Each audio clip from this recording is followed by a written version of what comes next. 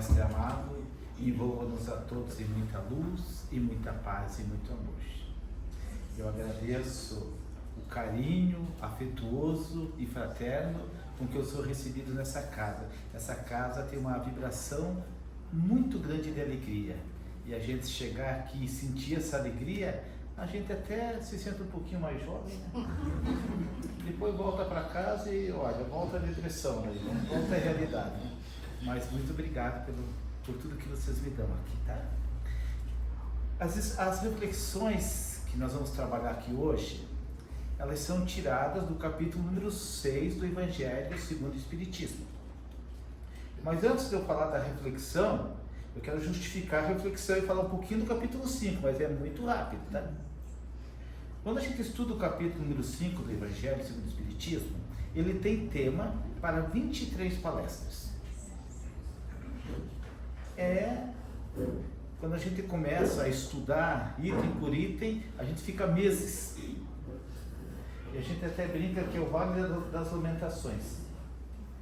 Mas esse capítulo é extremamente importante, porque todos nós conhecemos a dor. Todos nós já passamos, ou estamos passando, ou passaremos, né? Às vezes eu olho para os jovens e digo assim, você já sofreu? Ah, um pouquinho, né? Eu falei, não se preocupe, você vai sofrer bastante. A vida é assim, não é assim? A vida é assim. Então ali, o Allan Kardec vai trabalhar a justiça das aflições, dizendo que a aflição é justa. Ou seja, não existe injustiça na lei divina. Não existe. Às vezes a gente bem que queria ser inocente uma vez só, tá vendo, né? Mas não é. É justa. O que vem pra gente é justo. E ele vai falar das causas dessas aflições, que podem ser causas atuais, que é as besteirinhas que a gente faz, né? Que são as escolhas equivocadas, e a gente sofre as consequências. Nesse dia eu fui fazer exercício, aí fiz um exercício novo com o corpo velho. 3 dias sem poder andar direito. Aí tive que tomar uns Dorflex lá para ver se voltava a andar normal de volta. Enfim, a gente faz as coisas e tem consequências. A gente tem que aprender a viver e a fazer. E tem que fazer escolhas e tomar decisões. E existem as causas anteriores, que são as causas das vidas passadas, né? Nós temos do nosso lado uma companheira que estuda conosco, que ela já nasceu com uma série de limitações físicas e dificuldade da fala. E ela foi muito revoltada. Até que ela chegou ao Espiritismo e compreendeu que a justiça divina a alcançou nessa encarnação, e ela se tranquilizou e se pacificou, e hoje ela lida com as suas limitações com alegria. Inclusive casou, aí desgraçou a vida, né? Aí, mas olha, já veio cheio de problema em casa ainda. Mas o resultado é que ela tem uma filha linda, maravilhosa. O marido já foi embora, graças a Deus, né? Mas a filha ficou, né? Ela falou, punha, a filha ficou, que bom. Enfim, né? São as causas anteriores, e aí há o esquecimento do passado. Graças a Deus a gente não lembra, né, pessoal? Eu já contei aqui, mas eu vou contar de volta. Eu tenho uma amiga minha, que ela chegou um dia para mim e falou assim, Cunha, vou fazer terapia de regressão de vidas passadas. Eu falei, sério? Ela falou, vou. E você vai pagar? Vou. Eu falei, não paga não, paga para mim, que eu te conto tudo. Ela falou, como assim? Eu te conto já o que você foi nas vidas passadas. Ah, o que eu fui? Você não prestava. Aí ela, seu bobo, e foi fazer. E toda vez que eu vi, daí fiz. Aí daí aonde você chegou? Aí já cheguei ao ventre da minha mãe. Ai, Cunha, já passei do ventre, já cheguei à vida passada. E daí? Ai, Cunha, parei. Não parou por quê? Descobri que eu não prestava. Falado. Porque a gente quer olhar para o passado para achar coisa boa, não coisa ruim. Então o esquecimento do passado é uma bênção. E aí tem os motivos de resignação, porque tem dor que a gente vai ter que enfrentar, conviver. Não tem jeito, tem coisa que a gente não tem jeito. Né? Nós homens, o abdômen cresce, vezes cai, branqueia. Fazer o quê? Né? As situações a gente envelhece. Né? E então a gente, para muita coisa, tem que se resignar. Aquela paciência, eu aceito, eu lido, eu aprendo a lidar com isso. Aí tem as questões da loucura, do suicídio, que inclusive é muito grave essa situação, né? Dos problemas relacionados às questões cognitivas e o suicídio, né? E ali ele vai. Aí perdas de pessoas amadas, mortes prematuras, melancolia, são 23 temas. Maravilhoso. Mas quando a gente chega ao final desse capítulo, a gente está numa enxurrada de sentimentos e de reflexões sobre a dor e o sofrimento. E a gente vê dor e sofrimento em tudo e no planeta todo. E a gente entende a dinâmica do nosso planeta, que é um planeta de prova e expiação. Olha, reencarnou um planeta de prova e expiação, escolhe provas para passar e expia as faltas do passado. Não tem como, né? Olha, reencarnou no planeta de prova e expiação. Para quê? É aquelas conquistas que quer fazer. Eu quero conquistar a paciência. Eu sou muito acelerado, muito estressado, ansioso. Jesus, eu quero paciente. Tá bom. Aí nasce uma família de 15 pessoas. Né? Com 16 cachorros, 8 gatos. Enfim, são as dinâmicas da vida para você treinar a paciência o tempo todo. Pega o pessoal fala, eu nunca peguei, pessoal, graças a Deus, não devo, acho que não tenho só. Diz que tem o Inter 2 aqui, qual que é o ligeirinho? É o Inter 2, né? Fala? Dizem que as mulheres falam que um dia nós temos que te levar lá para você ver como é que é. Eu falei, não vou. Não quero traumatizar, me deixa em paz, né? Mas diz que é um teste de paciência, então tá bom. Enfim, tá, então a gente está naquela enxurrada, eu já refleti, eu senti, parece que a gente vê dor em tudo e em todos. Aí vem o capítulo 6. Aí você fica pensando, depois do Kardec trabalhar 23 temas sobre a dor e o sofrimento, o que ele tem para nos oferecer no Evangelho? Um consolo. É o Consolador prometido. Ou seja, eu já reflito sobre todas as dores minha e da humanidade e entendo que tem que haver consolo. Eu começo a me identificar ali com o consolo que Jesus nos enviou. Então é maravilhoso. Então eu vou ler bem rapidinho aqui, não vou refletir sobre o tema, mas só para ler. Jesus fala, está lá no comecinho desse capítulo, vinde a mim. Jesus fala assim, vinde a mim, todos vós, não exclui ninguém, que estáis aflitos e sobrecarregados, eu vos aliviarei. Ele não fala, eu vos curarei, eu resolverei, eu vos aliviarei. Tomai sobre vós o meu jugo, aprendei comigo, que sou brando e humilde de coração, e achareis repouso para as vossas almas, pois é suave o meu jugo e leve o meu fardo. Ou seja, não importa a demanda de dor que a gente esteja passando, quando a gente procura Jesus, a gente faz uma sociedade, uma parceria ali, né? Jesus, me ajuda. Todo mundo acho que já falou isso alguma vez na vida, né? Jesus, me ajuda. Jesus, socorro. Sozinho não consigo. E o consolo vem. De algum jeito, de alguma maneira, o consolo vem. Quando a gente pede, o consolo vem. A gente encontra, tem intuição, tem inspiração, tem pessoas, tem situações, a ajuda vem. Às vezes não vem do jeito que a gente gosta. Uma vez eu estava empregado e o salário que eu ganhava, chegava no final do mês, eu pagava as contas, sobrava R$20 no meu salário, com 5 filhos. Meu sogro e minha sogra moravam comigo. Eu falei para Deus, meu Deus, nunca lhe pedi nada material, mas eu preciso dar uma conversada. 5 filhos, sogro, sogra, está sobrando R$20, se furar o pneu do carro eu não tenho dinheiro para arrumar. O que eu faço?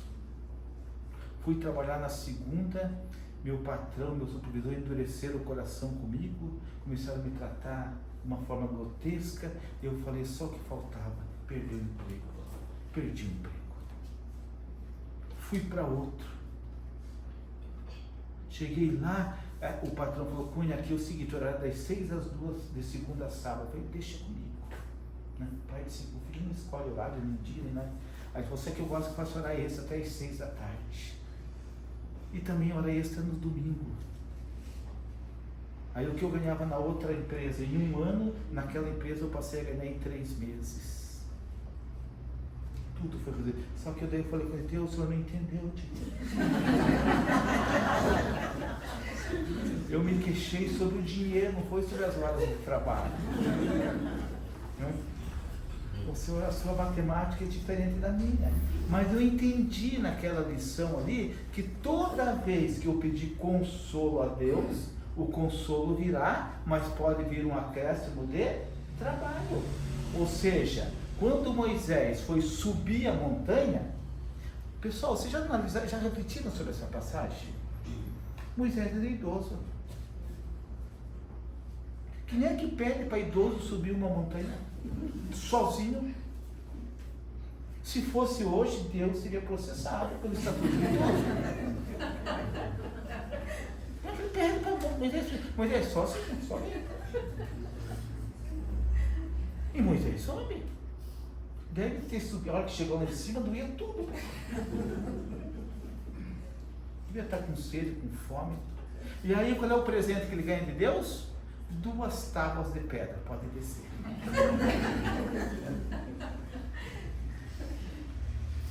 E o que estava nessas 2 tábuas? Escrito?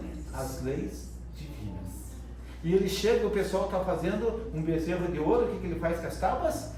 Joga no chão e quebra, demonstrando desapego. Mas qual que é a reflexão que a gente pode fazer assim? É que sempre que nós quisermos nos aproximar de Deus, nós vamos ter que subir um pouco. Deus vai, isso aí é simbólico isso aí. Deus não vai descer até aqui. Deus vai, eu desço até aqui, mas você sobe. E não tem idade. E é sozinho. Porque se eu quero conversar com Deus, não adianta eu pedir para você, pessoal, dá para vocês ir na frente? Que daí depois eu quero conversar com Deus? Não, Deus sobe. Então, a subida espiritual é individual. Mas sempre Deus vai descer, mas um tanto nós temos que subir. Essa é a lição. Então, sempre que eu pedir a Deus ajuda, consolo, eu tenho que entender que Deus vai descer. Simbolicamente falando, mas vai deixar para mim uma montanhazinha para subir, pessoal. No meu caso, era 12 horas de trabalho por dia. Durante um ano, eu folguei 2 domingos. Mas resolveu todos os meus problemas. Agradeço até Deus, até hoje. Eu pedi ajuda, veio. E vem, pessoal. E vem, não é assim? Tá? Então, bom. Aí Jesus fala, se guardais os meus mandamentos, Jesus, pessoal, ele é costureiro. Porque ele vai amarrando as coisinhas assim, sabe? É uma costurinha que ele vai fazendo assim, que é fantástico. Se me amais, guardai os meus mandamentos. Ou seja, não adianta só pedir e não estar disposto a fazer alguma coisa, né? A Terezinha perguntou, como é que você está quando chega? Eu estou do mesmo jeito, eu consigo sair dessa situação. Ela me olhou preocupada, né? Que situação? Olha, gordo, pobre, metido. Eu consigo sair dessa situação mesmo. Dizem que a riqueza é uma prova tão difícil, tão difícil. Eu falo para Deus, pode mandar, estou pronto.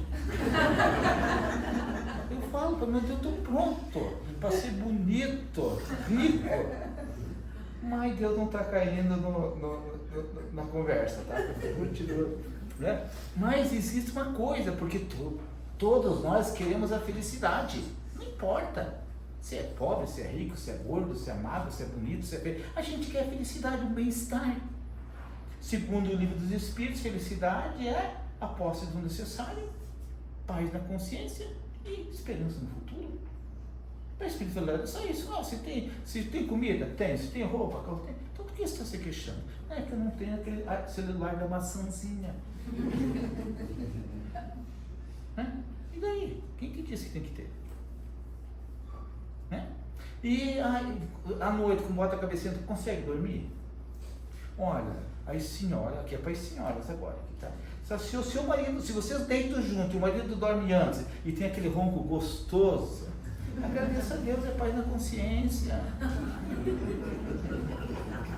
Está com a consciência em dia, tranquila, né? Faz assim com o dedinho, assim, não, né? Porque a falta de paz na consciência tira o sono. Se se debate é para lá, para cá, para lá, para cá, não é assim.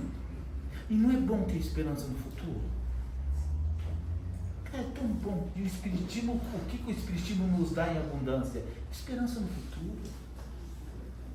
Cara, nós somos feitos para ser felizes. E saber, quando eu desencarnar, eu sei que o perispírito é plástico. E pela força do pensamento e da vontade, você faz alterações. Primeira alteração que eu vou fazer, some o abdômen. Segunda, levanta o bumbum. Terceiro, definido, sem precisar o desgaste da academia. É plástico. Muda. Mas pode mudar para pior também. Depende da consciência. Mas a vida é dinâmica. Esses dias uma mãe conversava comigo, meu filho é dependente química e eu estou preocupado porque ele vai desencarnar com as drogas. Eu falei, mas qual que é a tua preocupação? Ele é dependente químico, você já sabe. Provavelmente, se ele usa excessivamente, ele está exposto a vários perigos, né? Vai dizer, mas qual que é a sua preocupação? Como é que ele vai entrar no mundo espiritual? É dependente químico. Não tem salto quântico. O que vai ser? Eu falei, não se preocupe. A medicina espiritual é muito melhor que a nossa. Pessoal, a gente tem que confiar na medicina espiritual. Eles são competentes. Seu filho vai ser acolhido. Se ele não tiver propensão para o mal, se não for bandido, assassino, ele vai ser recebido como doentinho. Vai ter tratamento, vai ter muito tratamento. Eu tenho algumas questões da consciência que eu estou deixando para resolver no mundo espiritual, em grupo de terapia, e eu vou ser o último a contar. Não sou bobo, não. Vou chegar lá, não. Quem quer começar? Eu vou passar vergonha, né?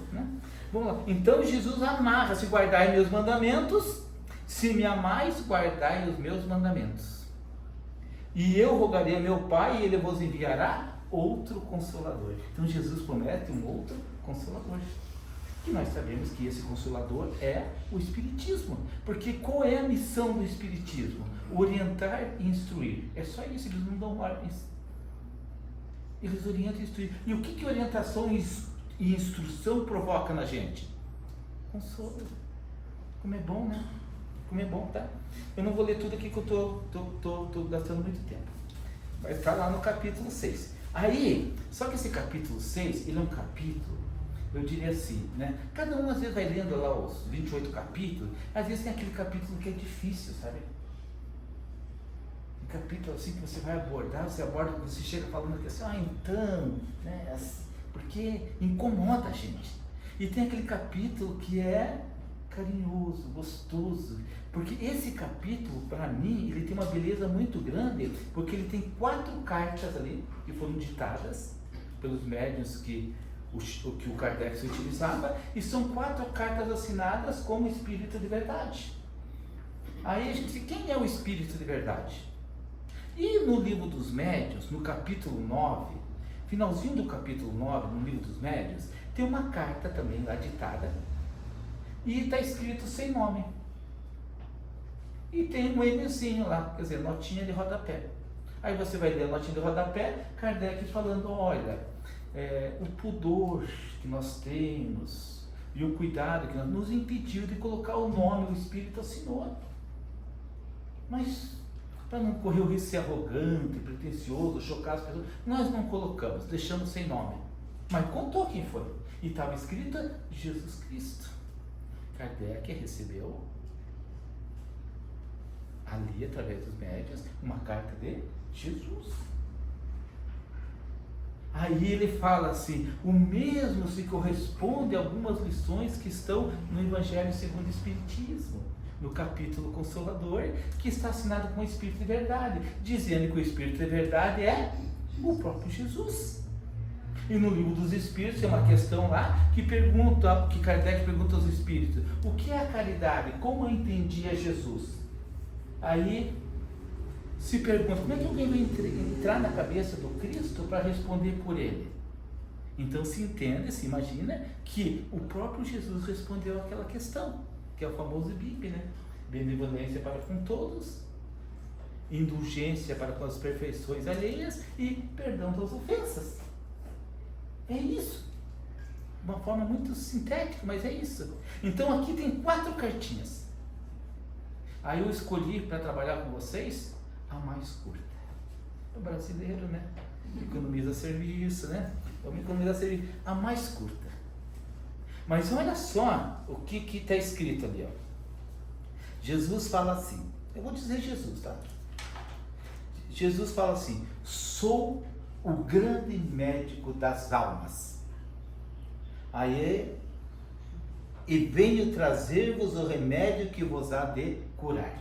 Aí quando eu li isso daqui, eu pensei, poxa vida, eu vou desencarnar gordo, pobre, metido, não tem jeito. Porque Jesus está falando, sou o grande médico das almas. Ele não falou, sou o grande médico dos corpos. Então se você tentar, se você para pensar assim, poxa vida, né? A gente queria tanto uma cura instantânea, né? A gente não queria 30 sessões de fisioterapia, né? A gente queria uma cura instantânea. A gente não queria fazer uma quimioterapia, uma radioterapia. Eu tomo remedinho para pressão, 2 por dia. Só até morrer. Remédios contínuos, né? Aí tem minha esposa com diabetes, um remedinho, né? Mas Jesus fala, eu sou o grande médico das almas e venho trazer-vos o remédio que vos há de curar. Então você pensa, ele é da alma. Então imagine Jesus, governador espiritual do planeta, desde a fundação.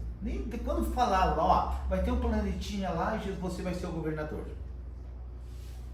Qual é a capacidade do planeta?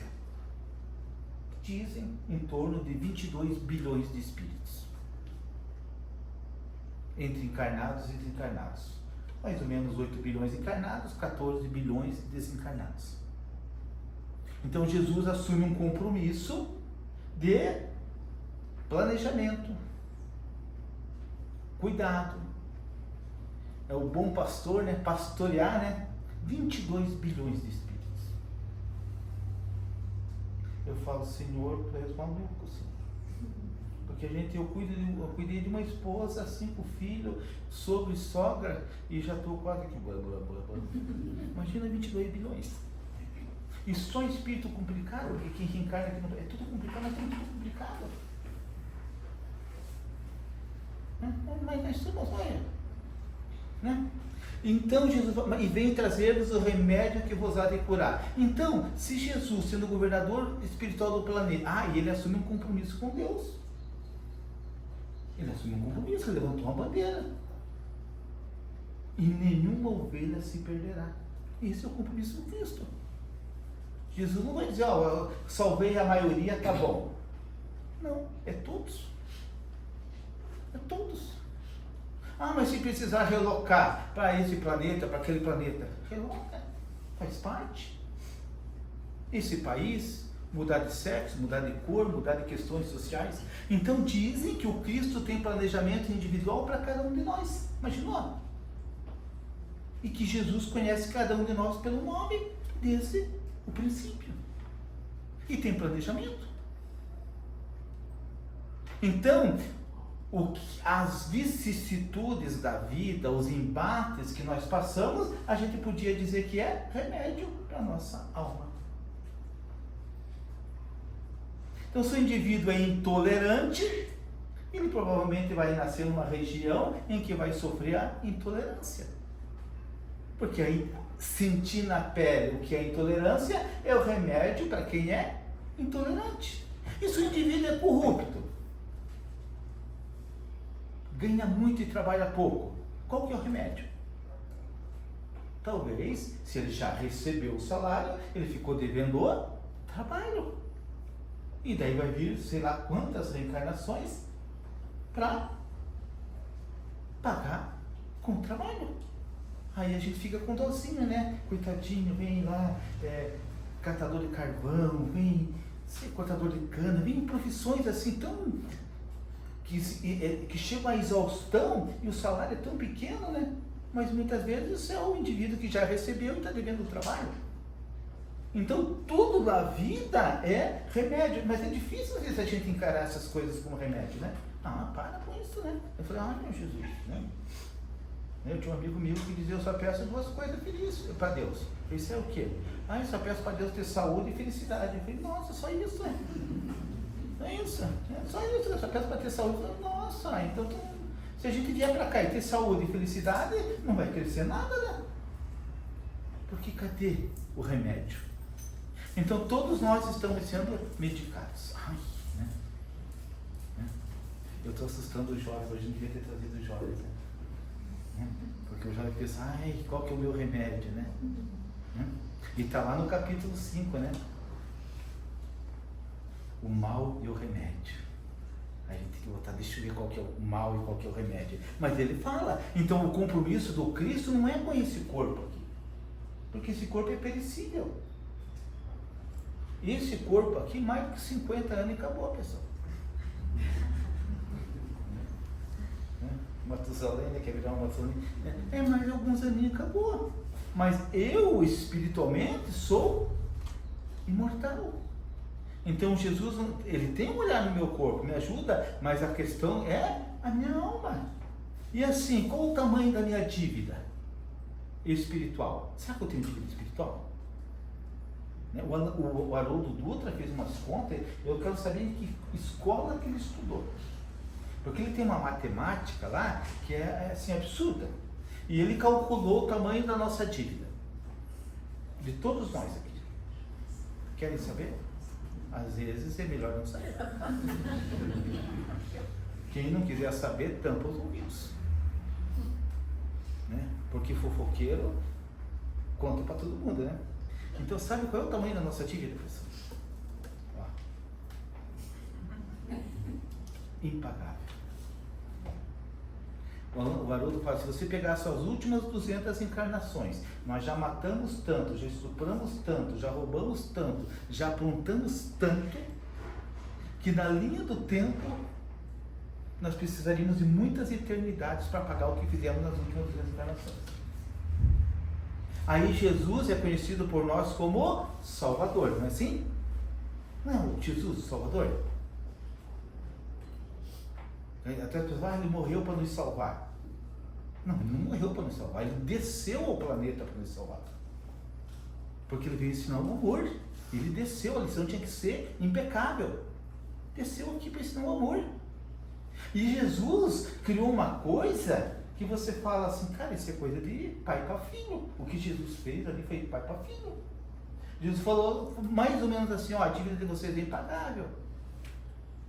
Mas se você fizer o bem, se você praticar a caridade, o amor cobre a multidão dos pecados. Não foi isso que Jesus fez? Por que o Espírito é faminha por caridade? Porque inconscientemente sabe que tem uma dívida impagável e que a prática do amor cobre a multidão dos pecados. Por isso que o Espírito é esperto. Cara, eu tenho uma dívida impagável. E se eu faço bem, isso paga a minha dívida impagável? Vamos fazer. Eu queria que as Casas Bahia fizessem isso. Que a Shopee fizesse isso. Que o Carrefour fizesse isso. Seu Cunha, o senhor tem feito? Eu tenho feito. Então sua dívida está perdoada.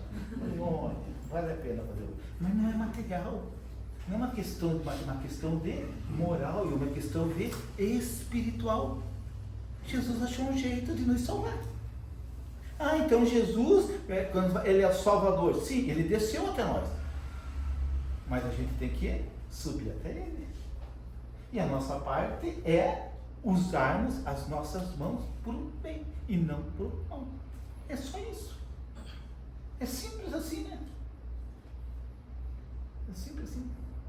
Esses dias eu conversava com uma amiga minha espírita, daí eu falei para ela, eu tenho um plano infalível para quando eu desencarnar. Planos do Cebolinha, sabe os planos do Cebolinha? Quem leu sabe. Infalível, só que nunca funciona, né? Dá tudo errado, ele só apanhava da Mônica. Eu tenho meus planos infalíveis de vez em quando. Eu falei, eu tenho um plano infalível para quando eu desencarnar.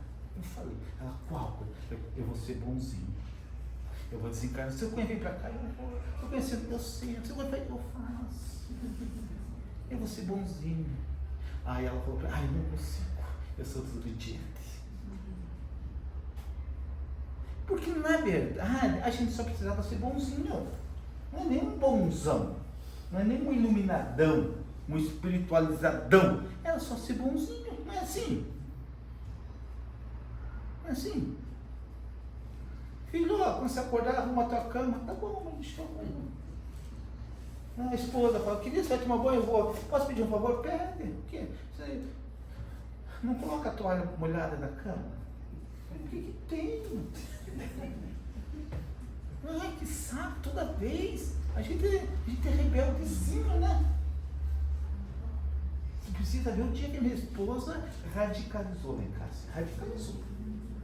Ela falou, a partir de hoje, quem come nessa casa lava o seu prato depois que comer. Eu falei, meu Deus. Eu vi braços caindo nesse cara. Cara, beiços gigantes. Gente ameaçando fugir de casa, entregar ela para o conselho tutelar. Até hoje eles lavam, mas a porra me radicalizou mesmo, né? Pessoal, é só ser bonzinho. Lava uma caminha. Ela passa a manhã inteira cozinhando e depois faz a tarde inteira limpando. No mínimo. Não é assim? Né? Então, espiritualmente, a gente só precisa ser bonzinho e não mauzinho. E sair daquela coisa que paga um boi para não entrar numa briga, uma boiada para não sair. Para, isso é falência da alma, né? Eu não levo desaforo para casa. Ai, leva os desaforos para casa, não tem problema nenhum, pessoal. Você vai engordar do mesmo jeito. Não tem problema. Né? Se acalme, se pacifique, seja bom. Bom para você, bom para as pessoas. Meu filho falou uma coisa para mim hoje de manhã assim, que eu reclamei de umas dorzinhas. Eu estou agora eu estou na idade agora, pessoal, né, que a corda dói em algum lugar, né? Eu estou até querendo investigar o meu dedo, porque às vezes dói aqui, às vezes dói aqui, eu estou achando que é o dedo que está doendo. Mas dói em algum lugar. Eu falei para meu filho, dói em algum lugar. Eu falei, pai não vai tirar de física. Eu falei, vai tirar da sua vida.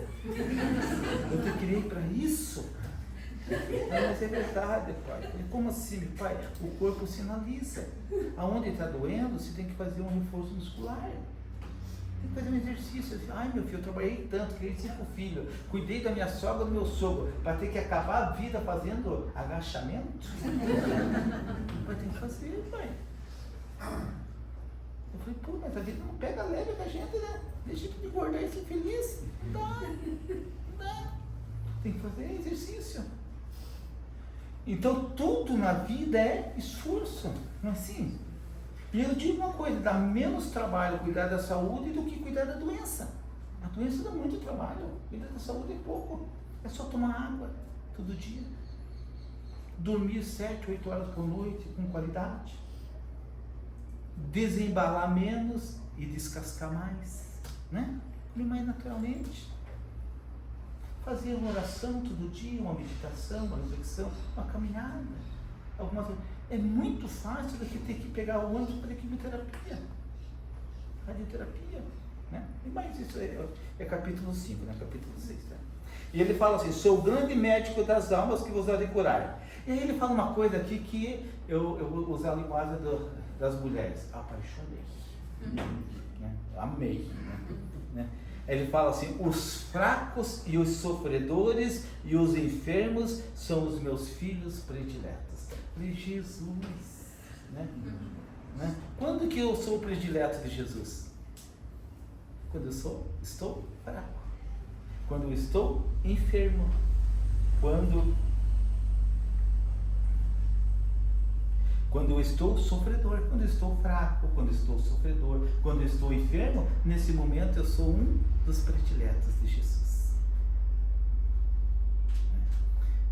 Eu fui fazer minha carteira de identidade nova, fui com minha esposa, e eu com 60 anos e ela com 57. Aí fomos pegar a carteira de identidade, né? E daí o rapaz falou pra mim assim, o senhor não precisa renovar mais, é para toda a vida. Eu falei, opa! Aí ele falou para mim assim, a senhora tem que vir daqui 10 anos renovar. Ela, troca que não chega a esses 60 nunca. Aí ela tem o carrinho dela, eu tenho o meu, eu pego aquela vaguinha na frente do Jacomar, perto da porta. Uma nós certinho, uma luzinha para ajudar nós, né? Mas tá lá, para aqui colocar, né? E ela procurava a minha testa. Droga! Então, quando você chega aos 60 anos, de alguma forma, já a própria questão de humanidade já te dá alguns direitos, né? Uma vez que fez 65 para poder andar de ônibus de graça. Aí a Tereza diz, você pode fazer palestra quando domingo de manhã? Não dá, porque eu vou estar nos terminais por aí. Eu vou conhecer todos os terminais aqui de dia. Domingo de manhã, 6 horas da manhã, eu nunca pude fazer isso. Então, se nós já entendemos que se você está fraco, porque a velhice, ela nos enfraquece. Se você está enfermo, sofredor, você tem mais direitos, há mais acessos. E Jesus diz, quando nós estamos enfermos, fracos, sofredor, nós se tornamos os prediletos dele. Existe equipe espiritual, existe medicina espiritual, amparo espiritual, para nos colocar na condição novamente de erguidos, em pé, vivos. Mas Jesus não fica cobrando, depois fica. Não, não. Ele nos ajuda e diz, meu filho, vai-te. Não é assim. Como é que Jesus curava as pessoas? Como é que Jesus curava? Ele fazia normalmente duas perguntas. Duas perguntas. O que tu queres? Sabe que ele não sabia o que a gente precisava? Ele sabia.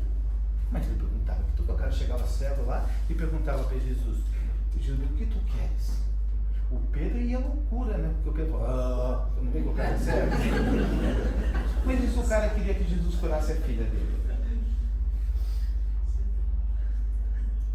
Ou se o cara queria arrumar uma esposa. Jesus, mas o que tu queres? Senhor, quero enxergar, quero ver. E aí Jesus fazia uma outra pergunta. Tu crês que eu possa te curar? Aí você, eu creio. Então seja feito segundo a tua vontade, não a minha. Ou seja, Jesus respeita a vontade alheia. E a pessoa tinha uma cura instantânea. E aí Jesus tinha uma fala de advertência. Vai-te, mas não voltes a pecar, dizendo que aquela doença que ele foi curado era problema da imperfeição do passado. Vai-te e não voltes a pecar, para que mal maior não te aconteça. Era assim. Então tem duas questões. Primeira, é saber o que eu quero. Porque às vezes a gente pede para Deus, mas não sabe o que quer, né? O que eu quero? E a segunda é, eu creio que Ele pode me curar. É fantástico, porque a fé, ela dá uma força, né? É impressionante, mas tem que saber pedir. Então, é muito bom saber, pessoal, quando a gente está fraco, enfermo, sofredor, que nós somos prediletos do Cristo amado. Tá? Aí ele continua, é muito lindo. Não vai dar tempo de ler tudo aqui, mas depois vocês vêm em casa, tá? Aí ele fala, venho salvá-los. Ah, meu Deus, venho salvá-los. Se Jesus fala, venho salvá-los, é porque está todo mundo perdido, né, pessoal? Graças a Deus não existe inferno, porque nós estávamos tudo no inferno. Venho salvá-los. Porque no planeta Terra só encarna espírito imperfeito, rebelde e propenso ao mal. Dos planetas que orbitam em torno do planeta Terra, o piorzinho é o planeta Terra. Aí, eu não quero destruir a autoestima de ninguém aqui, tá? Mas hoje o mérito espiritual que nós temos nos dá condições de reencarnarmos no pior planeta do sistema solar. É tudo perdido mesmo, nós estamos tudo perdido. Perdido no quê? Orgulho e egoísmo. As duas chagas que nós carregamos. Nós temos um problema com o ego. Nós temos um problema muito forte com a vaidade, com a ostentação, com a arrogância, com a prepotência. Uma vontade de ser melhor que o outro que nossa, né? E quando a gente vê o outro melhor que a gente, dá uma raiva na gente, não dá? Eu já falei aqui, vou contar, eu gosto de caminhar no Parque das Águas, perto de casa lá, um dia eu caminhando assim, e a chance, na minha mente eu estava voando, pessoal. Aí uma grávida passa por mim e vai embora. Eu falei, mas me deu uma raiva. Aí eu olhei para minha sombra e falei, meu Deus, tu tá morto, deita aí. Na verdade, a grávida estava em forma. Mas olha, me deu nervoso ali isso aí. Aí eu só falo, a vida não é justa. Né? Mas não é, que a moça é esforçada. Né? Aí eu parei, falei, agora eu vou radicalizar, eu não vou mais andar, eu vim de bicicleta. Eu fui de bicicleta, ele torcendo para achar ela, para passar por ela. Aí o que acontece? Cara, eu ali, na minha cabeça, voando, pessoal, voando. Passa um rapazinho de uns 17, 18 anos, sem camisa, sequela. Sequela, né? Passa por mim sem as mãos no guidão e digitando no celular. Tomara que caia, mas olha, quebre o nariz aí, para parar de humilhar os velhinhos que vem caminhando. Então a gente tem problemas, né, pessoal? A gente tem problema com orgulho, com egoísmo, com arrogância, prepotência, uma vontade de se melhor para os outros, né?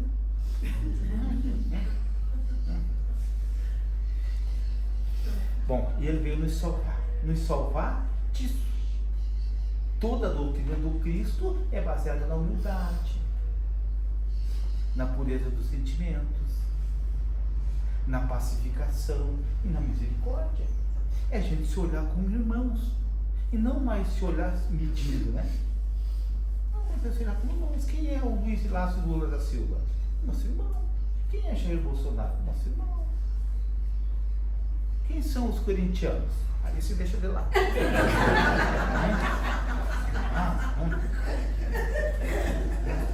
Não vamos radicalizar. O palmeirense, ó.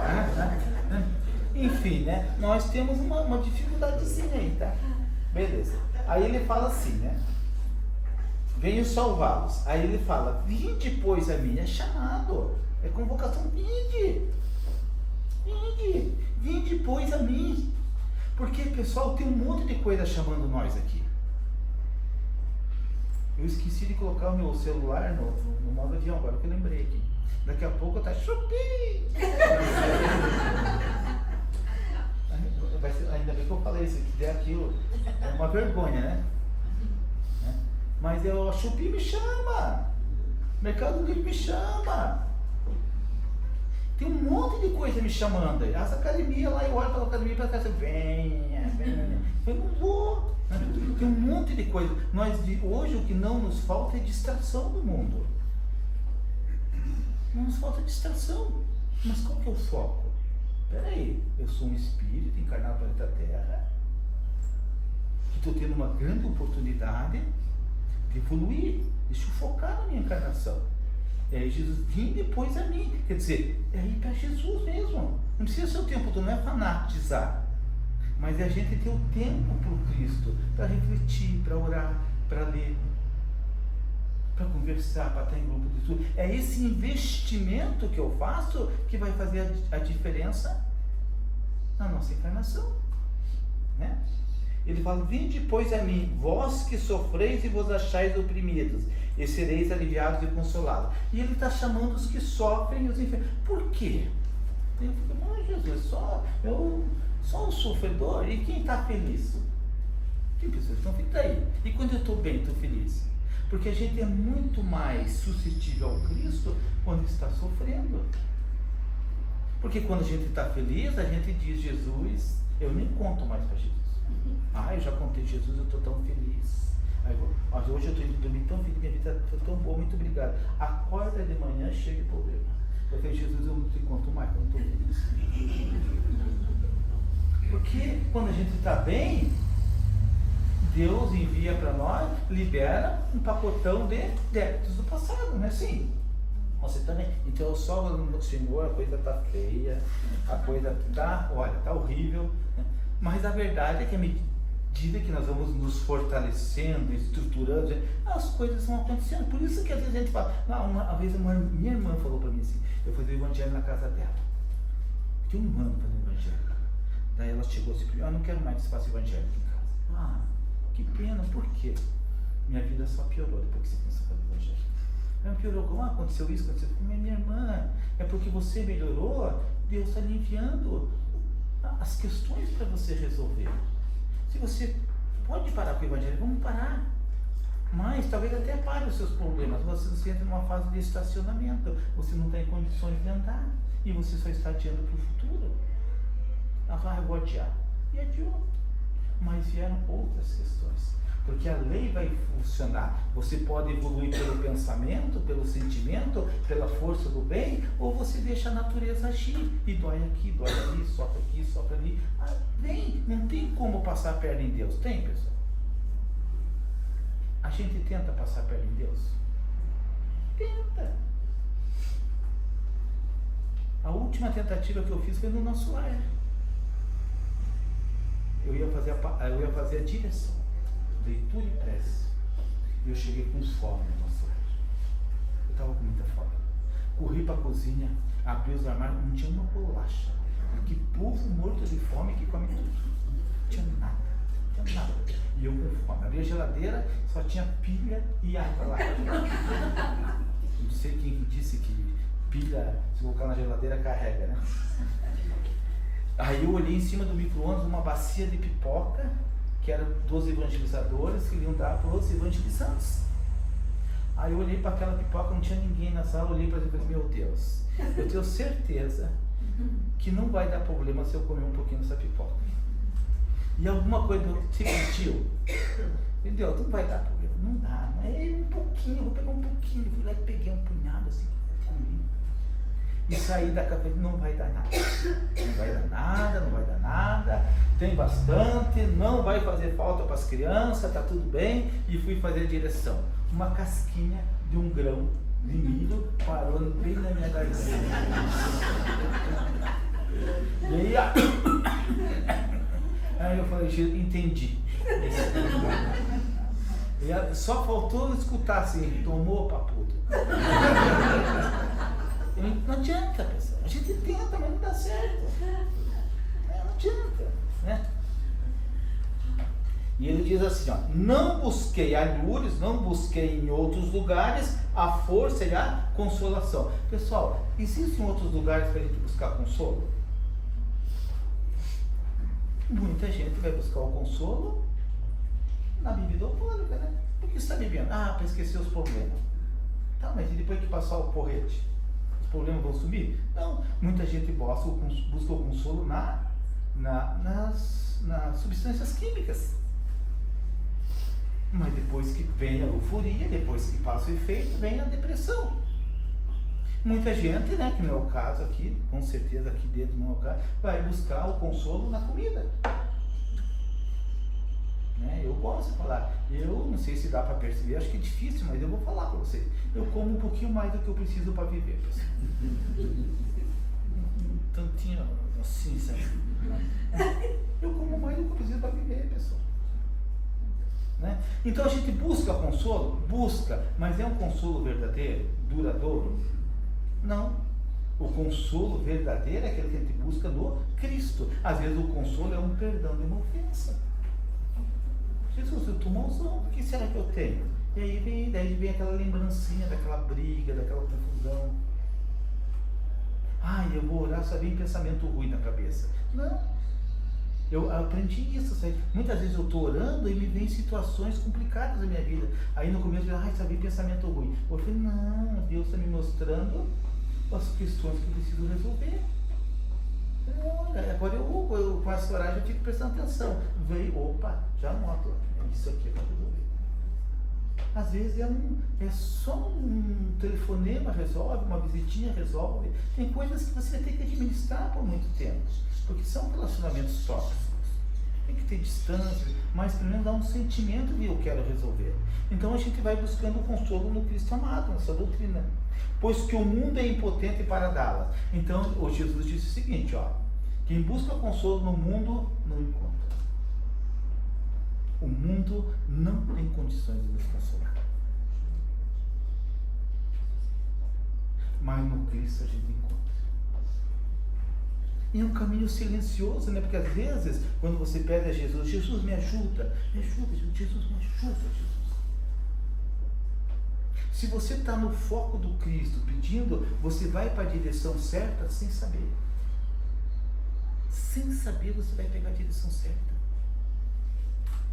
E depois passa um tempo, você fala, cara, como é que pode? Como é que pode a coisa ter acontecido desse jeito? Um dia meu filho chegou para o pai, não consigo arrumar emprego. Eu falei, o que você quer que eu faça? Me ajuda. Eu falei, olha, faz teu currículo, eu pego a moto e vamos sair colocando na caixinha dos correios das empresas, que vamos colocar em todas. Nós saímos. Chegamos numa empresa, lá não tinha caixinha do correio, ele pensou, vou bater na porta. Ele bateu na porta, ele bateu, pam, a porta abriu. Era o supervisor. Levaram um susto. O que foi? Não, queria deixar um currículo aqui, deixa eu ver. Nossa, você está disposto a trabalhar? Mesmo estou. Entra aqui, saiu empregado. Daí ele fala, pai, como que foi a perfeição do sincronismo? Eu bati na porta e ele abriu. O que movimentou? O que fez ele estar naquele momento ali, pai? Eu estar naquele momento. Pai, Deus existe. Então, às vezes, tem coisas assim que é só por Deus. E é só por Deus. Então, nós sempre estaremos na direção certa.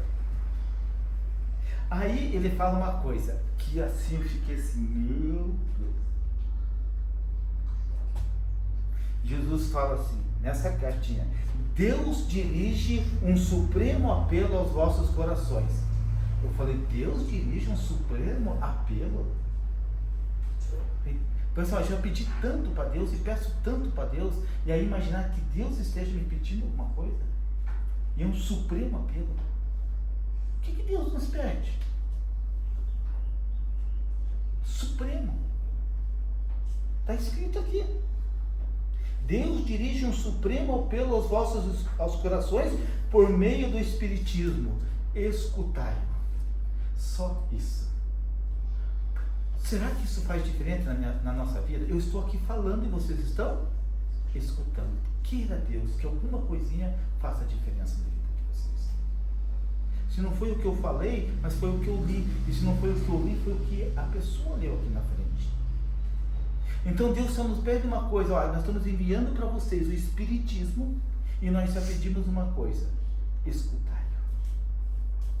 É abrir os ouvidos, é ter ouvidos para deixar entrar dentro da gente o que o Espiritismo tem para nos oferecer. É só se abrir.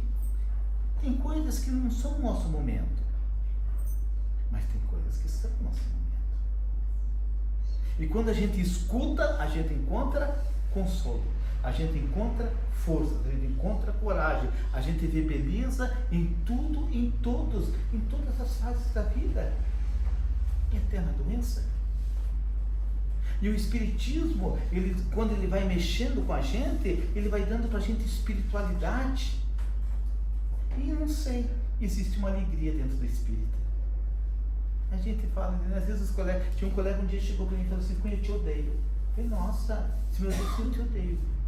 Eu não consigo simpatizar com você, você me dá raiva. Eu falei, meu Deus, mas me diga, o que eu estou fazendo que eu estou te deixando com tanta raiva? Eu vou mudar, eu corrijo a minha imperfeição. O que eu estou fazendo? Você é o único que entra naquele refeitório 6 horas da manhã, feliz. Aí eu falei, nossa, sério, eu não percebi, entra. Você vem com aquelas piadinhas, com aquelas bagunças, abraçando, agarrando os outros lá. Eu odeio aquilo lá. Eu falei, nossa, eu não sei se eu vou conseguir mudar isso daí. Daí ele falou, isso me dá raiva. Eu falei, mas por que dá? Porque eu não sou feliz. E a felicidade dos outros me incomoda. E você chega feliz de manhã aqui. Mas também a gente acorda, toma um banho, faz uma prece, dá um beijo na esposa, vai trabalhar. Na noite anterior fez alguma coisa. Como é que vai chegar no local de trabalho triste? Já chega lá, chupou um limão hoje, que cara feia é essa? E ele chega pensando, é a alegria daquele. Então essa alegria é o retorno instantâneo do esforço que nós estamos fazendo para se evangelizar, se espiritualizar, se humanizar. Como é que nós vamos nos evangelizarmos, espiritualizar, nos humanizarmos sem alegria? Cobradores nós já fomos. Divulgadores do sofrimento, causadores, nós já fomos. Mas agora a proposta é que a gente aprenda a enxugar uma lágrima, levantar um caído, alimentar um faminto, vestir um desnudo. E hoje nós nem precisamos doar tanta comida, tanta roupa, mas as pessoas precisam da nossa alegria, da nossa paz. As pessoas precisam. Porque nós vivemos uma era em que a falta de energia através da depressão está tomando conta. Em que os transtornos cognitivos envolvem quase que todas as pessoas. E nós somos pessoas que estamos tendo a oportunidade de receber em abundância. E o mínimo que nós podemos fazer é oferecer a nossa alegria para as pessoas, né? Então, deu horário, né? Falta um pedacinho aqui, fica a lição de casa, daí, tá? Atenção, tá? E daí eu vou fazer a peça de encerramento que eles pediram para mim fazer antes aí, tá bom? Tá. Então, vamos fazer juntos, tá? Eu falando e vocês em pensamentos. Então, minhas amadas irmãs, meus amados irmãos, elevemo-nos através do pensamento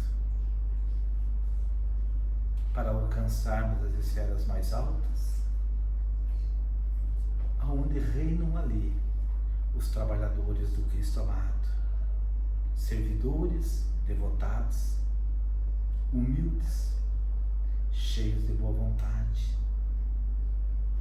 E enriqueçamos esses nossos pensamentos com a nossa alegria, com a nossa paz, com o nosso desejo de crescer, de auto-melhorar, rogando a esses benfeitores que, em nome do Cristo amado, abençoem-nos nesta manhã, nesse investimento que fizemos de estar aqui, a fim de que clareie os nossos pensamentos, se ilumine os nossos sentimentos, e o nosso retorno aos nossos lares, possamos compartilhar com os nossos amados tudo bem que aqui recebemos, toda luz, toda paz, todo carinho, todo amor.